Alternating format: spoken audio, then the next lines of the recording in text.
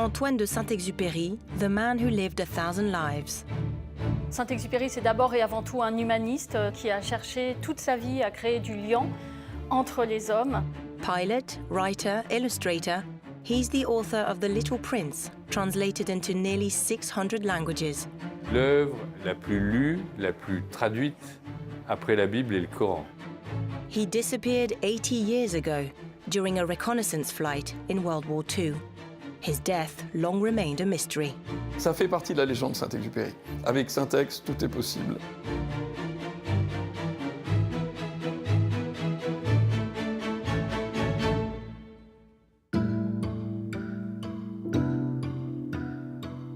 Saint-Exupéry, c'est quelqu'un qui avait une multipotentialité professionnelle. On appellerait ça aujourd'hui un slasher.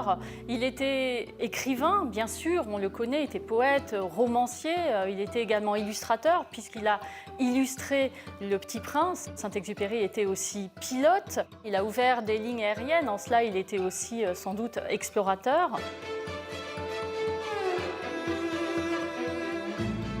On peut définir Antoine de Saint-Exupéry comme un écrivain pilote ou un pilote écrivain. Alors c'est très compliqué de savoir lequel l'emporter sur l'autre. Il a démarré comme pilote, voilà. Mais dès l'âge de 12 ans, puisqu'il a appris son baptême de l'air à 12 ans, et ça a été pour lui une révélation. À côté du château de Saint-Maurice, eh bien, il y avait un aérodrome et s'essayaient sur cet aérodrome les frères Wroblewski-Salvez qui avaient monté un avion de toutes pièces. Donc Saint-Exupéry est allé trouver Gabriel Wroblewski pour lui demander s'il pouvait faire un petit tour. Qu'est-ce qu'il aimait dans l'avion? Je pense qu'il aimait la liberté, évidemment. Il aimait la possibilité de voir la Terre vue d'en haut et certainement la possibilité de méditer. Comme il disait, commence la longue méditation du vol après le décollage. Saint-Exupéry, c'est l'appel de la hauteur, l'appel de l'altitude, l'appel de l'apesanteur peut-être, l'appel du vent. Voilà, je pense que Saint-Exupéry est né pour voler. Il disait que l'avion était une charrue, c'est-à-dire un outil, comme pour l'agriculteur, pour fertiliser son imagination finalement, puisque longtemps il a écrit uniquement d'après son expérience d'aviateur.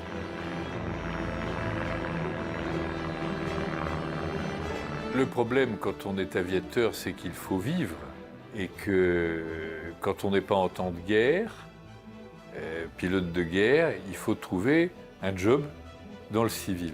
Donc la grande chance de Saint-Exupéry, c'est d'avoir été aspiré par l'Aéropostale et d'avoir pu y faire carrière. Je me souviens de son arrivée à Toulouse-Montaudran le 20 octobre 1926.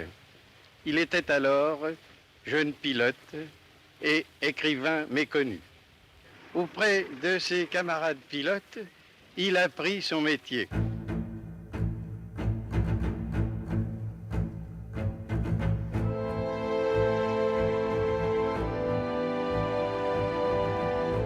Nous sommes le 31 décembre 1935. Saint-Exupéry et son mécanicien Prévost ont décollé du Bourget pour gagner une prime exceptionnelle qui sera donnée à celui qui mettra le moins de temps pour rallier Paris à Saïgon. Et ils se crachent dans le désert entre la Libye et l'Égypte pour un problème d'altimètre. Miraculeusement, et aussi parce que c'est un excellent pilote, il arrive à sauvegarder l'assiette et l'avion, et donc l'hélice est cassée, les ailes sont brisées, mais les deux sont indemnes. Ils sortent de l'avion et là, ils sont au milieu du désert, à 1000 milles de tout lieu habité. Et Saint-Exupéry raconte cette histoire dans Le Petit Prince, puisqu'il démarre comme ça. Il y a 6 ans, j'ai eu un crash dans le désert. Voilà. Et c'est là où il va rencontrer le Petit Prince, parce que le Petit Prince, c'est un mirage en réalité. Dès les premières lignes, en fait, avec cette panne dans le désert, Saint-Exupéry raconte quelque chose qui lui touche absolument à cœur, et en l'occurrence, le trou qu'il a dans le cœur. Et c'est ça pour moi, cette panne irréparable du début des Petits Princes. C'est une référence assez forte à la disparition de son frère, avec qui il s'entendait si bien, avec qui il a essayé de faire voler une bicyclette. Le petit frère François, qui est mort quand Saint-Exupéry avait 17 ans. Dès la sortie du Petit Prince à New York en 1943, il y a une polémique dans la presse. Certains s'en emparent en disant « mais ce livre nous est présenté par l'éditeur comme un conte pour enfants, mais ce n'est pas du tout un conte pour enfants. C'est un livre pour adultes, mûrs, voilà, pour bien comprendre les différents niveaux du bouquin. » Le Petit Prince aujourd'hui est un icône de la paix, de la protection de la planète. C'est très fort ça. Le Petit Prince ramène ses volcans, il fait la toilette de sa planète tous les matins. Et ça, c'est un message très important, un message écologique chez Saint-Exupéry. Saint-Exupéry a vécu avec quelques décennies d'avance par rapport à l'Européen moyen. Il a vécu dans des mégalopoles nord- et sud-américaines. Il a vécu en gratte-ciel. Il a vu les villes empoisonnées par la pollution. Très tôt, il a dénoncé les travers écologiques qui menaçaient la planète. Et du fond des années 30 et 40, il commence à en lister, à en proposer des antidotes. C'est quand même incroyablement visionnaire.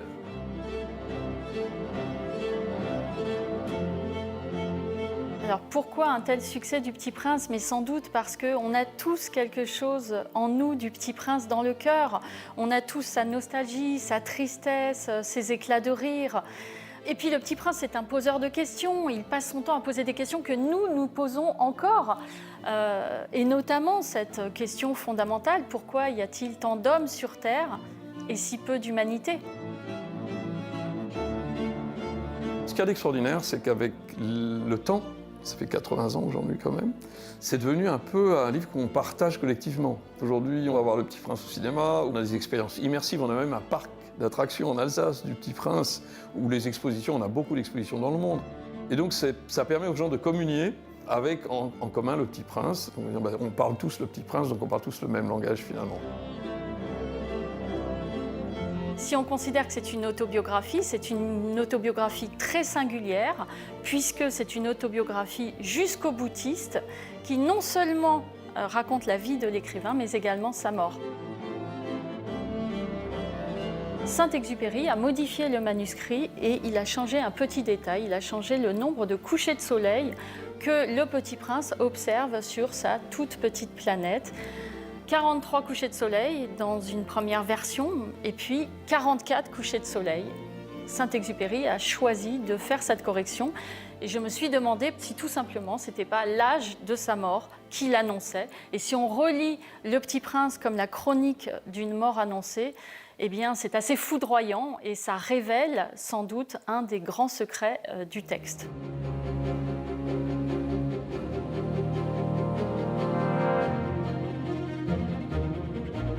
Il y a une période terrible qui sont les 2 dernières années de sa vie, car il y a ce malentendu qui fait que beaucoup de gens le salissent.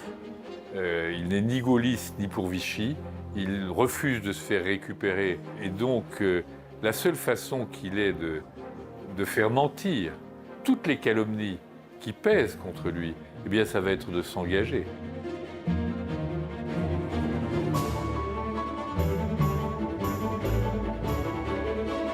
En 1943, il est à New York, le Petit Prince vient de sortir. Il n'a qu'une idée, c'est de repartir au combat, de reprendre l'engagement. Et il y a une possibilité de se faire parce qu'en fait, il a d'excellentes relations avec le président américain et il va pouvoir donc voler sur ces avions hyper modernes, les Lightning P-38 Lockheed, dont la moyenne d'âge des pilotes est de peut-être 30-35 ans. Et lui, à 44 ans, il est beaucoup trop vieux pour piloter ces avions, il est beaucoup trop cassé à cause de ses accidents, il ne peut pas se plier en deux, la cabine est trop petite, il ne peut pas mettre son masque à oxygène alors que ces avions sont faits pour voler à 10 000 mètres sous oxygène. À 44 ans, on est un vieillard. La plupart de ces habits pilotes sont tous morts. Ils ont tous été tués, soit à l'époque de l'aéropostale, soit pendant la guerre. Donc c'est un survivant. Il est aidé par les Américains qui disent écoutez, Saint-Ex nous emmerde tellement qu'il vaut mieux le laisser voler. Et puis c'est un symbole, c'est Saint-Exupéry, on lui doit ça. Je lui ai expliqué qu'effectivement, il était peut-être un peu trop âgé et que ce n'était pas son rôle exact de voler dans des avions comme celui-là à très haute altitude. Il m'a répondu tout de suite, très, très ému, qu'il était certain de disparaître d'une façon ou d'une autre et que je ne tolérais pas que ce soit autrement qu'en mission de guerre. Il fait la reconnaissance, il fait des photos, des films, il fait un super job, puisqu'on est quelques jours avant le débarquement de Provence, qui a lieu le 15 août 1944, mais il disparaît le 31 juillet, 15 jours avant. Et le lendemain, on n'a pas retrouvé son corps, et ça a duré comme ça, à 70 ans, jusqu'à ce qu'un pêcheur marseillais, M. Bianco, remonte dans ses filets une gourmette. Et sur cette gourmette, il y a marqué Antoine de Saint-Exupéry. Alors ça, c'est impossible. C'est une histoire, c'est même pas une aiguille dans une botte de foin, vous imaginez, c'est un truc incroyable. Ça fait partie de la légende de Saint-Exupéry.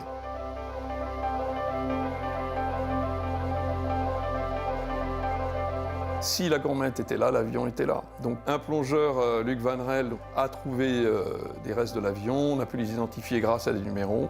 Donc on savait où était l'avion, mais on ne savait pas pourquoi il était là. Et donc on a retrouvé ensuite ce pilote allemand qui s'appelait Horst Rippert et qui toute sa vie s'est dit « Mon Dieu, pourvu que ce ne soit pas moi qui ai descendu Saint-Ex ». Et on l'a retrouvé à la fin de sa vie et on a visiblement corroboré tous les paramètres de l'époque, cet endroit-là, cet avion-là, cette heure-là, ben voilà, donc c'était Saint-Exupéry. Et pour lui, c'était vraiment dramatique.